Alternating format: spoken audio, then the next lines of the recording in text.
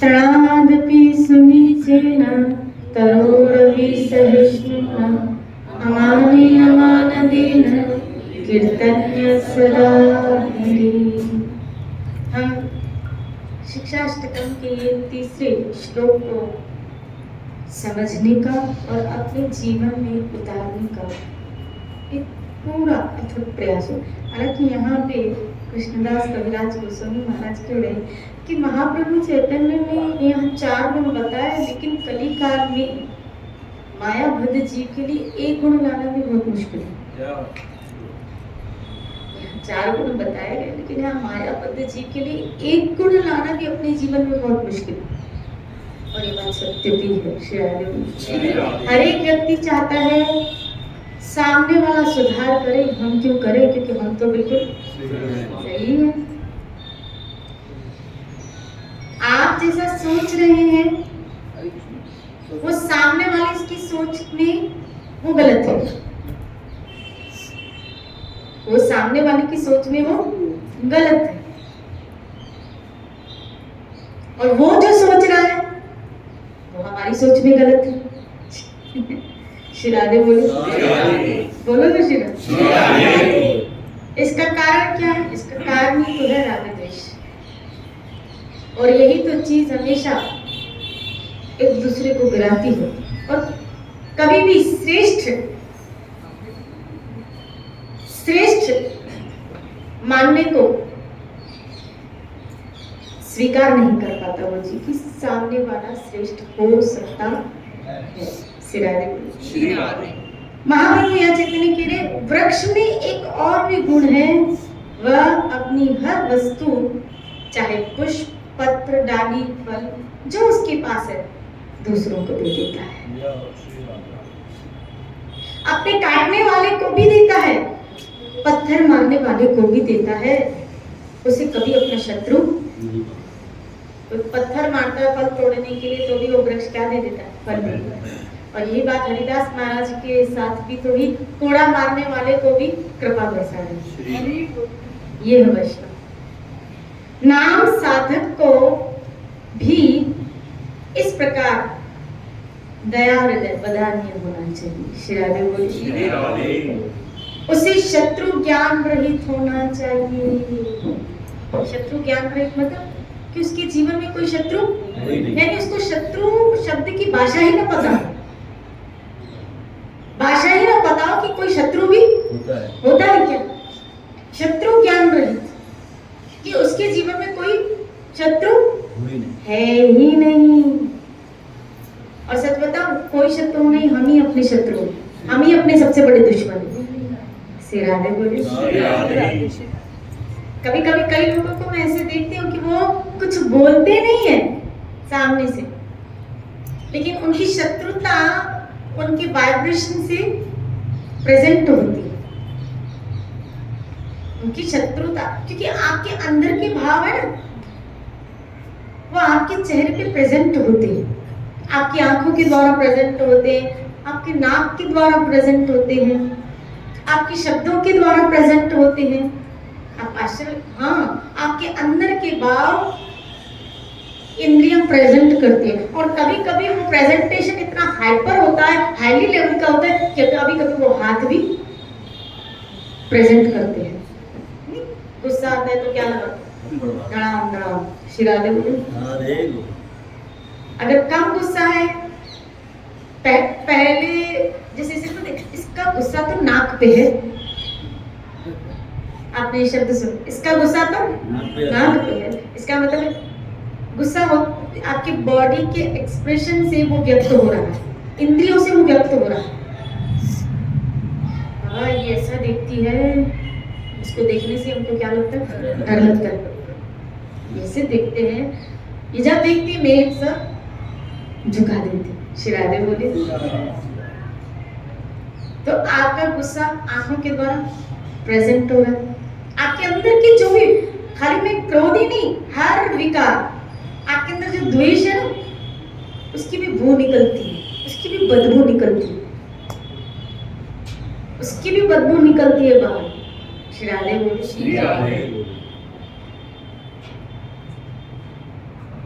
और इस सब की जड़ कौन है?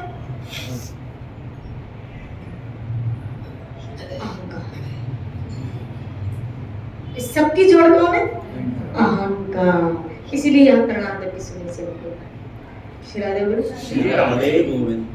अहंकार अर्थात अपने आप को श्रेष्ठ समझने की वृत्ति, अपने आप को सही समझने की वृत्ति। श्री राधे बोले। सब की जड़ अहंकार है। हम कभी कभी बोलते हैं ना, नहीं नहीं हमको तो नहीं, हमको नहीं।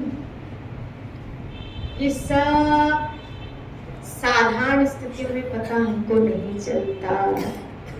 आपका गुस्सा ठंडा हुआ है, आपका गुस्सा है, आपको द्वेष नहीं है, आपको है, ये साधारण स्थितियों में आपके हमारे अंदर छुपे विकार का पता नहीं चलता। पता तब चलता है जब स्थितियां सामने, वो व्यक्ति सामने है।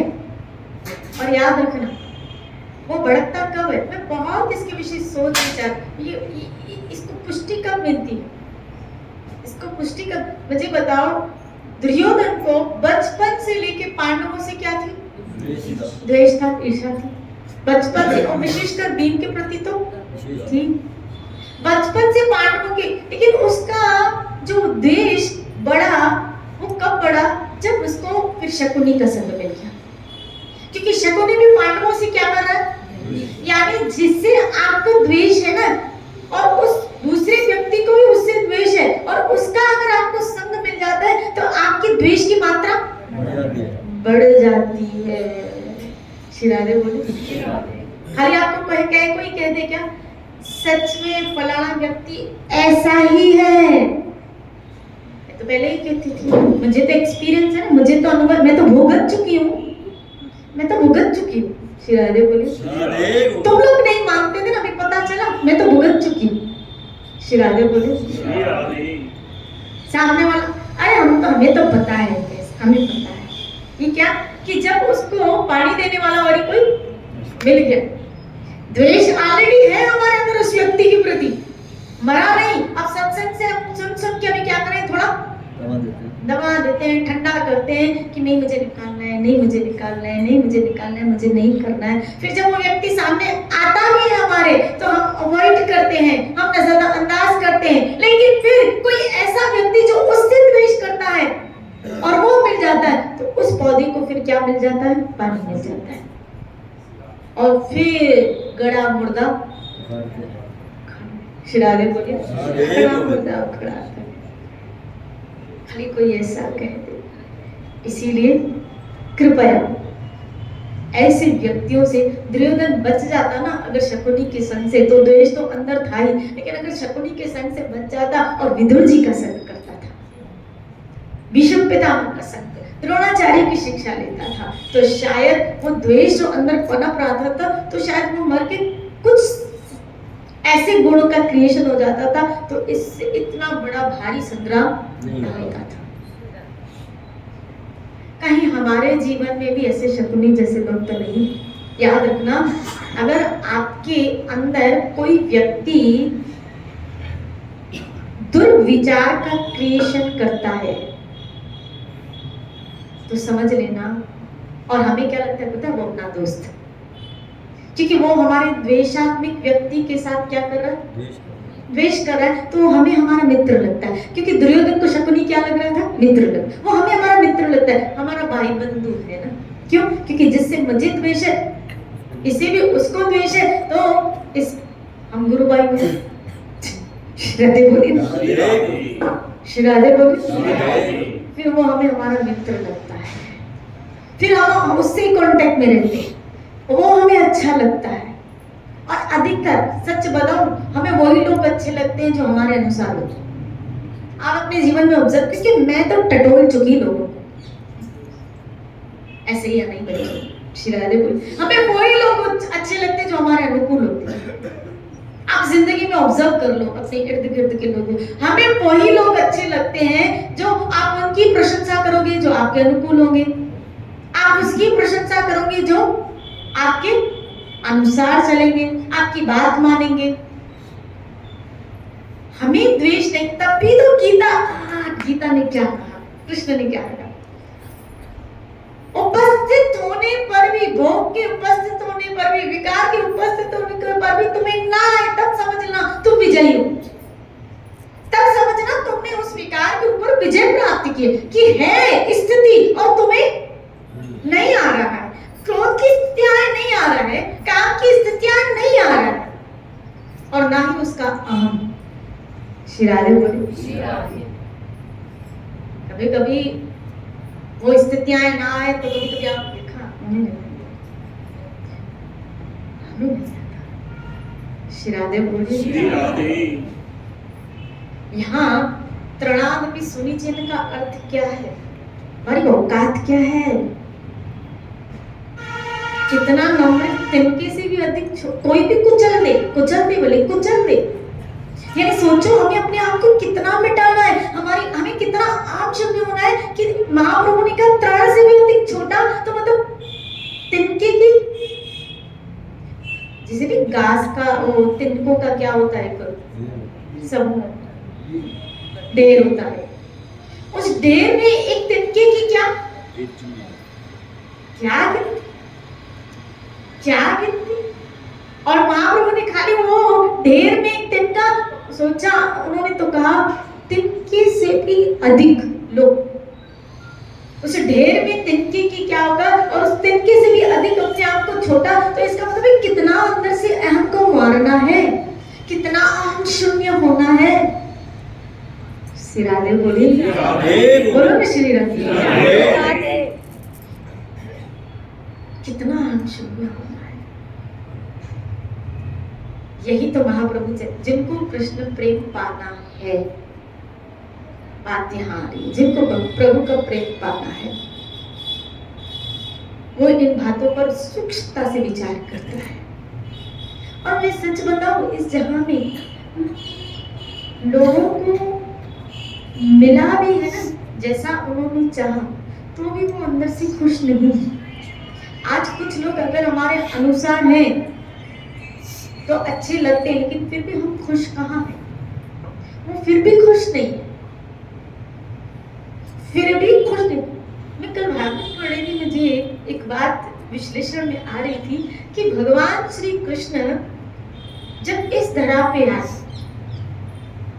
बहुत विस्तार किया ठाकुर ने, 16,000 बताया। भागवत में आया कि ठाकुर ने बहुत आनंद के साथ रमणीक अपनी पत्नियों के साथ भी रमण किया है, विहार किया है, आनंद लिया है, निज अपने जनों के साथ भी आनंद। लेकिन एक वक्त आया, हालांकि ठाकुर जी पूर्ण ज्ञान, पूर्ण वैराग्य, पूर्ण त्याग, लेकिन भागवत ने लिखा, जो मैंने पढ़ा वो मैं आपको बता रही हूँ, जो मैंने महसूस किया। लिखा, एक वक्त आया भगवान भी इन चीजों से ऊब गए,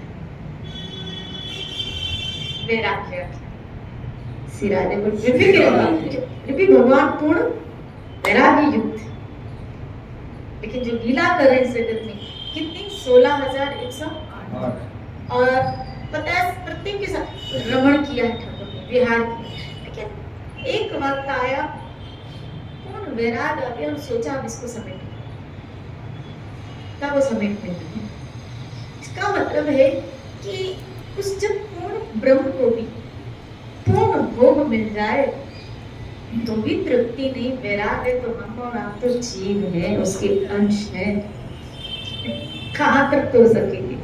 श्री राधे बोली, बोलो ना श्री राधे।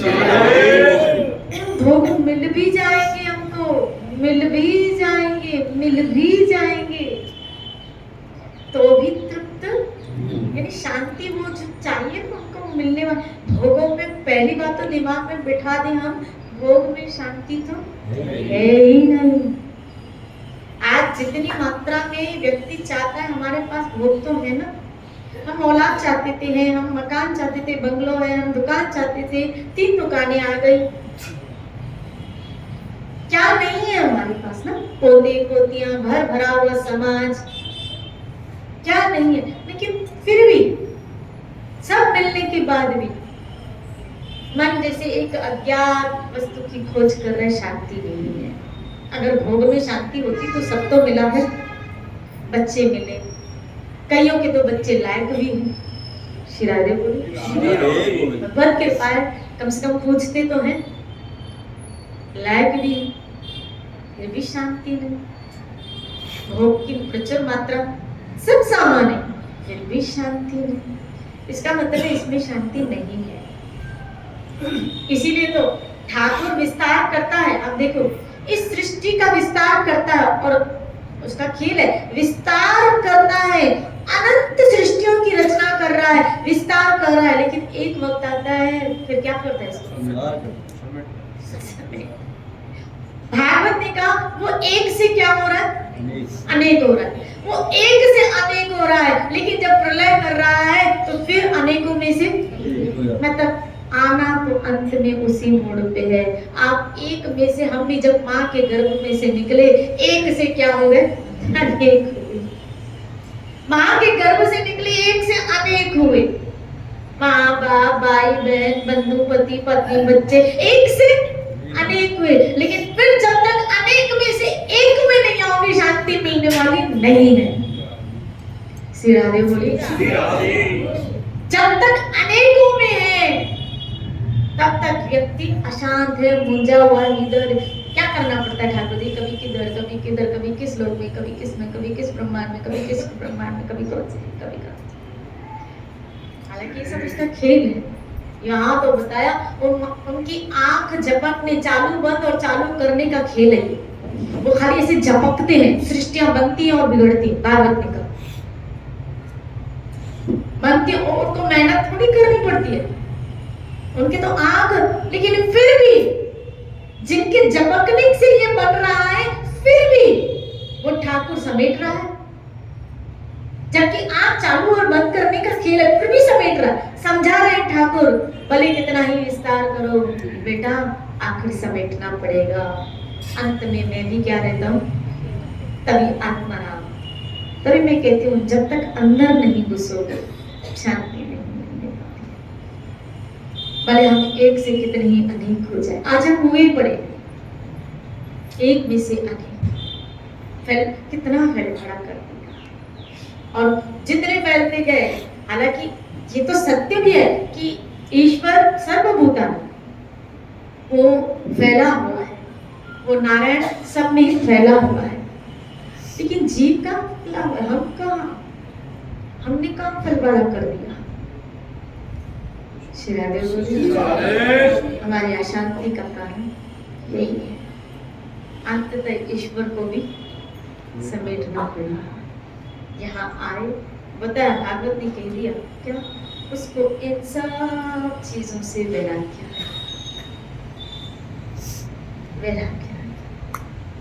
श्री राधे। हमें भी जब इन भोगों में से, जब तक, और भागवत ने फिर कहा, जब तक कोई जीव श्री कृष्ण की चरण कमलों की पूर्ण सेवा का आश्रय नहीं ले लेता, तब तक उसको भोगों से वैराग्य नहीं आ सकता। जब तक पूर्णतः हरि के चरण कमलों का, उनकी चरण कमलों की सेवा का आश्रय को लेना, क्योंकि वो खुद वैराग्य युक्त है। देखो, अच्छा, भगवान में कौन कौन सी क्वालिटी है? 6 भग बताए गए, जिसमें एक है पूर्ण त्याग, पूर्ण वैराग्य। समझ ना? पूर्ण त्याग और पूर्ण ज्ञान। कौन कौन सी? पूर्ण त्याग, पूर्ण वैराग्य, पूर्ण ज्ञान, पूर्ण सौंदर्य, पूर्ण ऐश्वर्य, पूर्ण बल। ठीक है? तो आप जिससे, जैसे वो नहीं होती आकाशवाणी के द्वारा क्या हो रहा है? प्रसारण हो रहा है, कनेक्ट हो जाते हैं, वो वेव्स कनेक्ट हो जाते हैं। तो कहाँ आकाशवाणी, कहाँ आपका घर, कहाँ आकाशवाणी, कहाँ आपका घर, लेकिन फिर भी वो वेव्स जब कनेक्ट हो जाते हैं तो वहां की आवाज सुनाई, घर बैठे हमको सुनाई दी।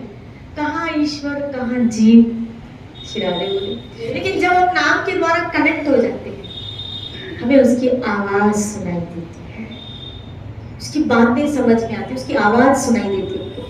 जब कनेक्ट हो जाए, वो वेव्स कनेक्ट हो जाए, ये महामंत्र क्या है? वो पुकार है। जब वो वेव्स आपकी इस परमात्मा से कनेक्शन जुड़ जाता है, तो वो आवाज सुनाई देती है। ब्रह्मा जी को वो आवाज सुनाई दी। ब्रह्मा जी, मुझसे कल ही किसी ने प्रश्न पूछा कि हमें अगर द्वेष आदि सब निकाल, हम करें क्या? मैंने कहा जब तक शुद्ध भजन, ये सारा जो अभी तक भजन कर रहे हैं और जो प्रयास है ना, सिर्फ शुद्ध भजन तक पहुंचने का है। जिस दिन शुद्ध भजन तक पहुंच जाओगे ना, उस दिन अपने आप सफाई हो जाएगी, क्योंकि अभी तक शुद्ध भजन तक पहुंच नहीं है हमारी। श्री राधे बोलो। अभी भजन करें तो किसी व्यक्ति, घटना, वस्तु, कार्य, प्लानिंग, भविष्य की चिंता आदि आदि ये सब विचार चलते हैं। ये सब क्या है? कचरा चल रहा, शुद्ध भजन नहीं हो रहा। और जब तक शुद्ध भजन नहीं होगा, वो आवाज हमको सुनाई नहीं देगी। हमें वो आवाज सुनाई नहीं देगी, वो ईश्वर की आवाज सुनाई नहीं देगी। ये जो मेहनत हम करें ना, आप कहेंगे फिर हम तो कर तो छोड़ दें। नहीं, आपको छोड़ना नहीं है, लेकिन आपको मंजिल तक पहुंचना है, शुद्ध भजन तक पहुंचना है।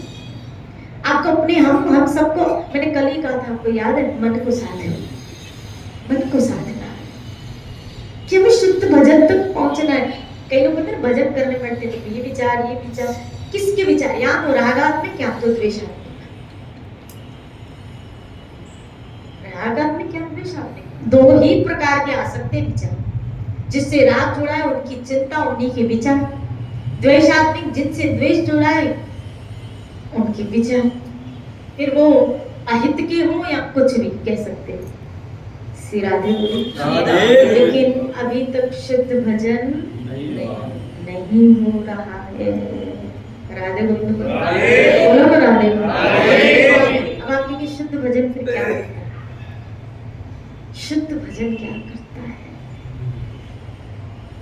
जब जीव के अंदर शुद्ध भजन का क्रिएशन होता है, शुद्ध भजन का जब वो काम होता है, जब शुद्ध भजन निकलता है, तभी तो चित्त पिघलता है, तभी तो ये क्वालिटी नम्रता के अंदर उसके आते हैं।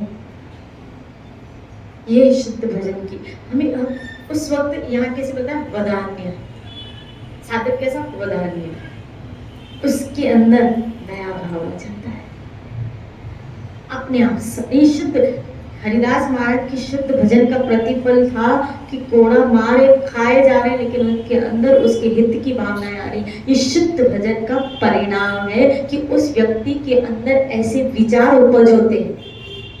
अगर द्वेष है तो फिर भजन करोगे, लेकिन उस भजन से उस व्यक्ति के अमंगल की कामना करोगे, इसका मतलब है भजन शुद्ध नहीं है। लेकिन जब भजन शुद्ध है तो किसी व्यक्ति के लिए, यहाँ तक कि बताया आपके साथ, शत्रु के प्रति ज्ञान है। कोई शत्रु मेरा है ही नहीं। क्या हमें अभी इस जगत में ऐसा लगता है कि कोई मेरा शत्रु नहीं है? और अगर ऐसा नहीं लग रहा है तो समझ लेना अभी भी शुद्ध भजन नहीं हो रहा है, और मेहनत परिणाम शुद्ध भजन का है।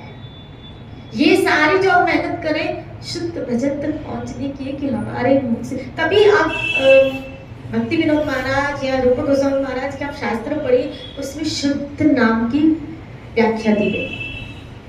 श्री राधे बोली। शुद्ध नाम की व्याख्या दी गई। नाम शुद्ध है, लेकिन जपने वाला शुद्ध नहीं है। नाम अपने आप में शुद्ध है, फिर क्या करें? वो नाम फिर चित्त को शुद्ध करता है। इसीलिए नाम को थोड़ी मेहनत करनी पड़ रही है, मेहनत कर, इसीलिए हमको वो आवाज सुनाई नहीं दे रही है। श्री राधे बोलो। भजन करोगे ना, भजन करते करते उसकी आवाज सुनाई देगी, उसके विचार चलेंगे, उसके विचार चले। वाह, जिस काम के जो काम कर रहे हैं, बताओ माला घुमा रहे हैं, तभी कबीर ने कहा माला बनाई सूत की, बीच में रह गया। माला बनाई काट की, बीच में रहा सूत। माला बेचारी क्या करे? कसूर भजन का नहीं है, कसूर यहाँ है, गड़बड़ी यहाँ है। श्री राधे बोली। पहुंच नहीं पाएंगे, वो आवाज सुन नहीं पाएंगे, नहीं सुन पाओगे। इसीलिए आप चैतन्य चरितामृत कह रही है शत्रु ज्ञान रहित होना चाहिए। मेरा याद रखना, हम ही अपने सबसे बड़े दुश्मन हैं। मन ही तुम्हारा शत्रु है, गीता छठा अध्याय। ये अर्जुन, मन ही तुम्हारा मित्र है, मन ही तुम्हारा शत्रु है, मन ही तो हम ही तो अपने दुश्मन है और हम ही तो अपने मित्र है। कोई आपका बाहर से शत्रु नहीं है। किसी के लिए अहित की भावना न करें। और आ रही है तो समझ लेना, अपने आप को समझ, देख अभी भी तू ऐसी हो, तुम अभी भी ऐसे, तुम अभी भी ऐसे। तो श्री राधे बोली। और मैंने फिर कहा, फिर कह रही हूँ, फिर कह रही हूँ, इसकी मुख्य जड़ क्या है? अहंकार। मुख्य जड़ अहंकार। और उस अहंकार को मारिए। कहा? इस संतों के वचनों के द्वारा। मन को ऐसा मारिए, मन तड़प तड़प मर जाए। अहंकार को यहाँ मारना है। संतों के शब्द मर तो यहाँ पे, इनके शब्दों के बाद मर तो यहाँ पे। तू, तेरे कारण मेरे कई जन्म हुए, तुझे भेद रखा, तुझे भेद दिखा। ये व्यक्ति ऐसा, ये व्यक्ति, कब तक किसी में पड़े रहोगे कि ये ऐसा, ये ऐसा। अपने आप को कहो तू ऐसी है, तुम ऐसे हो। अभी तक तुम्हें यहाँ दिख रहा है, यहाँ नहीं दिख रहा। यहाँ दिख रहा है तो समझ लेना अहंकार है, और यहाँ दिख रहा है तो भक्ति आ गई। जब यहाँ दिखने में आ जाए ना तो भक्ति आ गई। जब मुझे कोई कहता है ना फलाना व्यक्ति ऐसा, तो समझ लेना अभी भी अहंकार है। तभी तो सामने, जब यहाँ ऐसे, हम ही ऐसे, हम ऐसे कि मुझे दिख रहा है सामने में, मतलब यहाँ गड़बड़ी, चश्मा मेरा खराब है। दूर की नजर तो हमारी बहुत तेज है, लेकिन नजदीक की नजर बहुत कमजोर है। दूर में तो दिख जाते हैं, नजदीक की नजर बहुत कमजोर। नजदीक में नहीं दिख रहे हैं, अपने में नहीं दिख रहे। और ये साधक की पहचान बिल्कुल नहीं है। स्वयं हर प्रकार से कष्ट को सहन करे, परोपकार करना साधक का मुख्य कर्तव्य है। श्री राधे बोले। नाम, श्री नाम साधक को कभी भी, जो नाम आश्रित है, कृष्णदास कविराज कह रहे हैं, उसको कभी भी मान प्रतिष्ठा का इच्छुक नहीं होना चाहिए। मैं भजन कर रही हूँ या कर रहा हूँ तो दो लोग मेरी क्या करें, सबसे तारीफ करें। और जो मैंने फिर कहा ना, जो हमारे अनुसार होते हैं वो तो हमको बहुत अच्छे लगते हैं, और जो हमारे अनुसार नहीं होते वो हमको बुरे लगते हैं। मजा तो होता है, जो आपके अनुसार ना हो वो भी आपको अच्छे लगते हैं। तब समझना अंदर का अहंकार का देवता। अगर हम इस अहंकार को मारना चाहते हैं तो दूसरों को सम्मान देने के लिए तैयार हो। दूसरों को मान दोगे तो हमारा अंदर का अहंकार, इसीलिए साधक को हमेशा दूसरों को सम्मान देने के लिए तत्पर होना चाहिए। श्री राधे बोले। अगर अंदर का अहंकार, बोलो ये आसान काम नहीं है। फिर कह रहे हो हमारे अनुकूल होगा उसको तो सम्मान दे दोगे, लेकिन जो आपके अनुकूल नहीं होगा ना आप उसको सम्मान देख लेना। आज लिस्ट खोल लेना, आज घर में जाके डायरी खोलना, लिस्ट खोलना कि आप किसको सम्मान नहीं दे पा रहे हो। जरूर वहां हमारा अहंकार आ रहा है, जो हमारे अनुसार नहीं है ना, हम उसको सम्मान नहीं दे पाए। जैसा सम्मान आप आपके अनुसार होंगे उसको दे पाओगे ना, वैसा सम्मान आप जो आपके अनुसार नहीं उसको नहीं दे पाओगे। वहां क्यों? क्योंकि हमारा अहंकार आ रहा है। सिरादे बोलो, बोलो ना सिरादे। हम क्या करते हैं? उस व्यक्ति को अवॉइड करते हैं। क्या करते हैं? अवॉइड करते हैं उस व्यक्ति को, क्योंकि हमारा अहंकार का देवता और उसको हम क्या बोलते हैं, खाद डालते हैं। उल्टा होना तो ये चाहिए, जहाँ हमें किसी का भी तिरस्कार, अपमान, जितना सम्मान जो आपके अनुसार है ना उसका करो, उतना सम्मान जो आपके अनुसार नहीं है उसका भी करो, उसका भी उतना ही सम्मान करो। और ये बहुत मुश्किल है, मुश्किल काम है। माला को माना बहुत आसान है। वैसे अच्छा, चलो थोड़ी देर अपन क्या कर लेते हैं, माला ले लेते हैं। ये अपने दिल को हम क्या करते हैं, क्योंकि हम विकार को जीत नहीं पा रहे, हम उस विकार से जीत नहीं पा रहे, या हम उसको सम्मान दे नहीं पा रहे हैं, तो हम, हालांकि यहाँ बताया ऐसा करके आपको भजन करना है, ऐसा बन के आपको भजन करना है, और हम क्या करते हैं, अवॉइड करते हैं, फिर भजन माला पकड़ के, नाम पकड़ के हम छुड़ाते। ऐसा बन के आपको भजन करना है तो नाम का उच्च फल मिलेगा। श्री राधे बोले, भले आपके गले से ये बातें नहीं उतरती, लेकिन नाम का उच्च फल उन्हीं को ही मिलता है जो समान। इसी तो गीता में कृष्ण ने कहा, जो मान और अपमान में सम्मान करता है, यानी जिसे अपमान मिल रहा है वो एज यूजुअल है, उसको भी सम्मान दे रहा है। जिसे मान एज यूजुअल है, ऐसे नहीं उसने कैटेगरी बना दी, एक को अवॉइड कर रहा है, एक को आओ आओ। कल आना ना घर में पार्टी है, और एक जो आपके अनुसार नहीं, बोले छोड़ इसको, काम तुम कर, नहीं है, इसको देख के मेरा मूड खराब हो जाता है। श्री राधे बोलिए, बोलो ना श्री, बोलो ना श्री राधे। ये कौन कह रहा है, मतलब क्या माला कर रहे हैं,